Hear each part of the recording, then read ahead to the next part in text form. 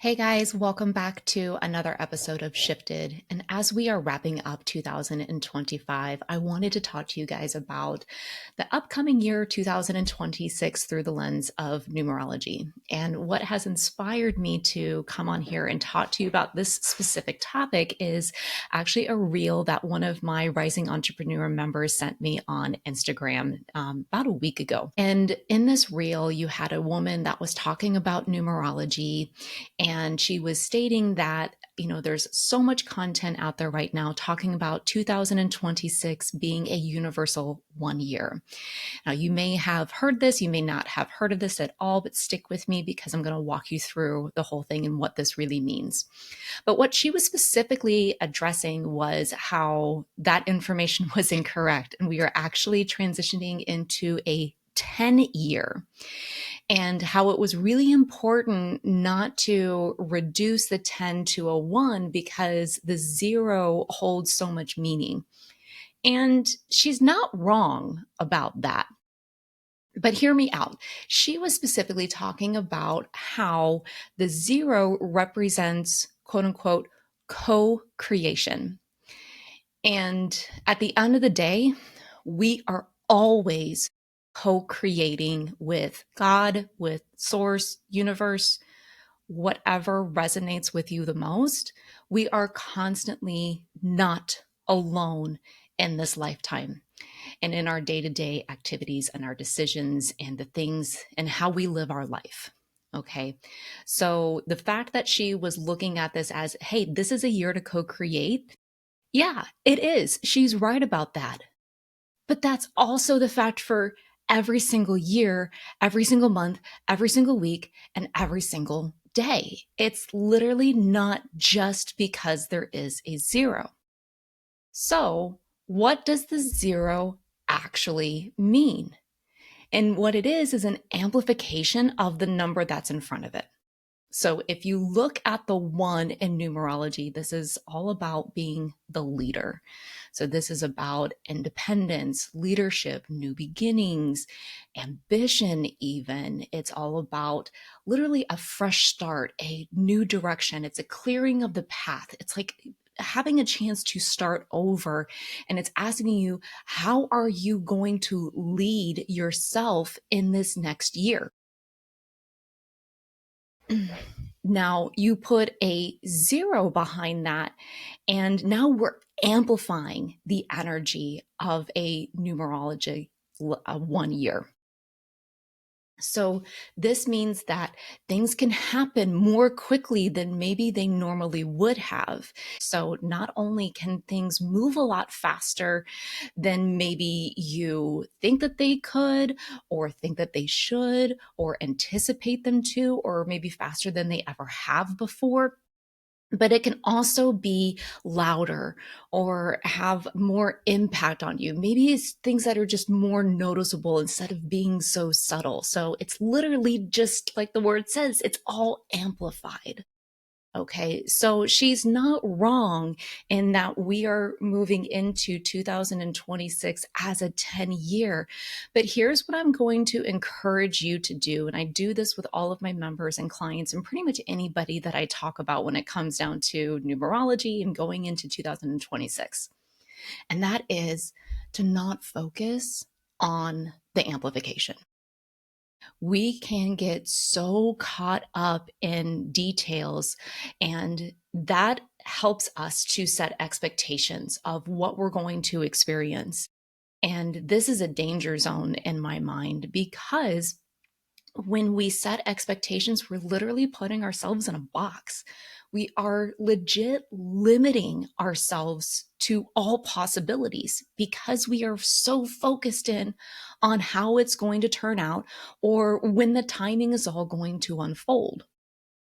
But if we take away the expectations, we remove the lens of the 0, the amplification, then what we're really doing is we're opening ourselves up to things coming to us, for us, in a way that our minds could never even comprehend.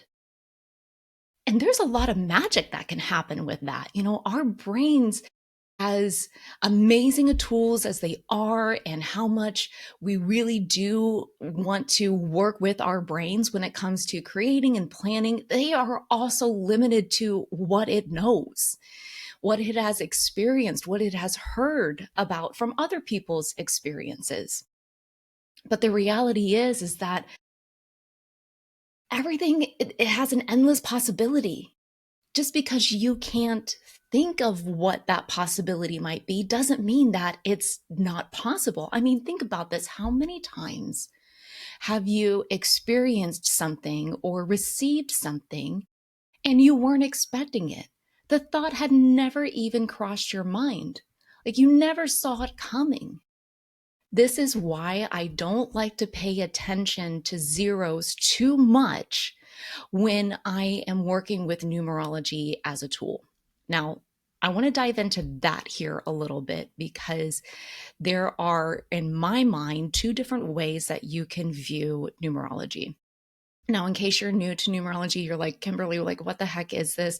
Numerology is the study of numbers and the frequency that they carry.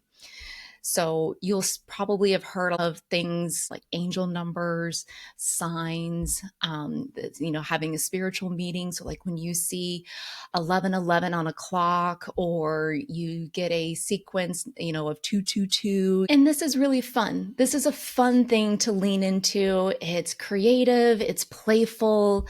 There's a lot of great experiences that can come out of by viewing numerology through the spiritual lens of signs and having a particular meaning behind it and what that like really means for you. But there's also another way to use numerology that I came across a couple of years ago and started implementing right away. And the first year that I did this, it was pretty rough because I didn't really know what I was doing. I was trying to figure it all out as I went along. But over this past year of 2025, I have had tremendous momentum and also a huge release of pressure. And the way that I have been using this as a simplicity tool, literally bringing focus down to my business and what I'm doing and working on. So at the end of the day, what this has brought me is a relief from doing a bunch of busy work. And it helps me to focus on tasks that are actually going to move the needle inside of my business. And this is why I love numerology first and foremost, is because it just brings structure and simplicity, clarity, energy even back into my day-to-day life, but also into my business. It helps me to have more intention in the energy that I'm putting out into my business. But as I mentioned, it also relieves pressure from feeling that I have to work on all of the things all of the time, which I feel like in entrepreneurship is a really heavy load that we all carry, at least at some point. When we are looking ahead into 2026, how we can use numerology as a 1 year to bring some of that simplicity and focus into our business is look at this next year as a way for you to step into some leadership or to carve a new path. Maybe you've been thinking about a project or a new offer or new service or a new business. Take next year and what does it look like to actually plan that out, to start executing? Maybe we finally take this perspective of, hey, I really do want to prioritize my health. And we can start to set routines. We can come up with experimentations of, okay, I'm going to try to work out every morning for 30 minutes before getting ready for my day. And okay, we give it a try, and maybe it works, maybe it doesn't. Okay, no big deal. But even just the action of experimenting or just making the effort to doing it, this is literally planting seeds and leaning into that energy of leadership. I'm taking action and leading myself in a new way that is very intentional. The main thing that we really want to watch out for in a 1 year is being impatient. We can get into this, what do you call it? This instant gratification, right? That our society and all of the tools that are around us in society have really kind of conditioned us into, with, having this instant gratification. And I think that we put that pressure on ourselves when it comes to the goals that we create inside of our business or just in our lives in general. But the reality is that this year is about planting the seed and tending to it so that it can start to grow the roots, which all happen underground. Right? We don't really see the beginning of the process above ground. We have to create those roots down into the ground from the seed before you can start to see anything start to sprout up above the ground. And in order to get those roots to grow, we need to water it, give it light, give it space by removing anything that can obstruct its growth, like weeds, right? All the crap, the busy work that we have in our day to day. Because, well, as long as I'm doing something, then I'm being active inside of my business, and business isn't passive. So as long as I'm doing something, then I'm working on my business. And that's not really what this is about. When we're working on our business, we want to be intentional of what we're putting our energy into. So if we take this perspective of busy work and I'm just going to do, that's like putting in a bunch of weeds in your soil bed in order to be able to see some kind of growth already happening, when the real growth that needs our attention are those roots that are coming down into the soil that is going to create, a healthy foundation for the plant to be able to sprout up and to bloom and to grow and to bear fruit. So my encouragement to you this year in 2026 is to focus on planting the seeds of what you want your next 9 years to look like. This is literally a clean slate for you. And this is throughout the whole year, the whole entire year. This is not just a January thing, and then by February, you have to have some results from it.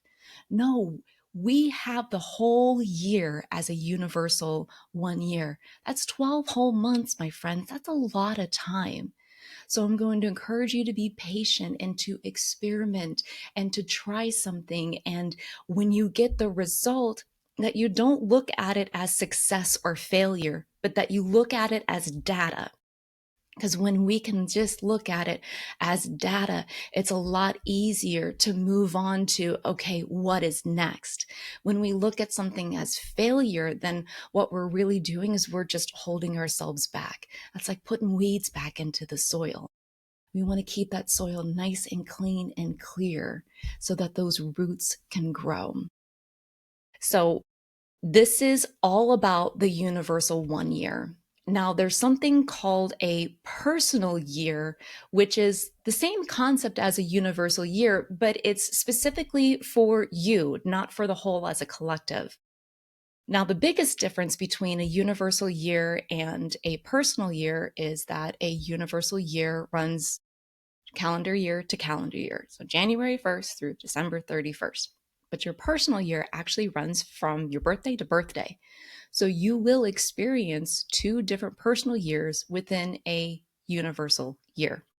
Now, I'm not going to dive too deep into this today because, well, this episode is long enough as it is, but I'm going to be diving into what a personal year looks like and how that correlates with your universal 1 year in the next episode. So I encourage you to let this soak in for a little bit, start setting some intentions, start letting the wheels turn in your brain of what 2026 can look like to you through the lens of being a leader.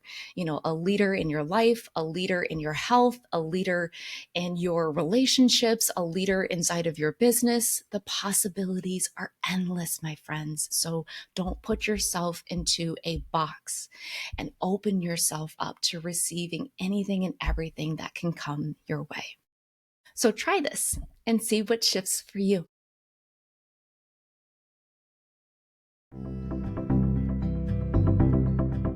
Hi, I'm Kimberly Romano, Indian wedding photographer turned brand photographer and human design reader. Thank you for tuning into Shifted, the podcast that is here to spark a shift in you that creates big change in your energy, perspective, and direction. And if this episode sparked a shift in you, then subscribe and leave a review sharing what your shift was. Not only will this help others discover this podcast, but your shift can inspire them to have a shift of their own.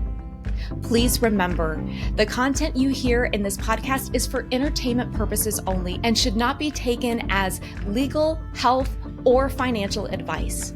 For professional guidance, I encourage you to seek out a trusted expert near you. Thank you again for tuning into Shifted. Until next time, keep leaning into the shift.